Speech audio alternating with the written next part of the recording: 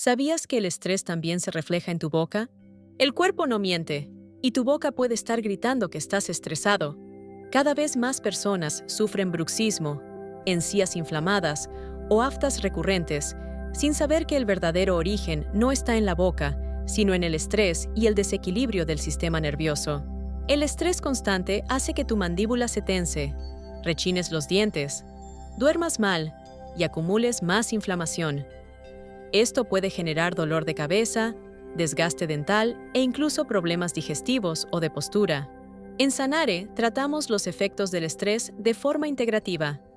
Combinamos odontología biológica, neuromecánica y neuropsicología para liberar tensión, equilibrar el cuerpo y mejorar la calidad de vida desde la raíz. Agenda tu valoración integrativa gratuita y descubre cómo recuperar tu bienestar físico y emocional.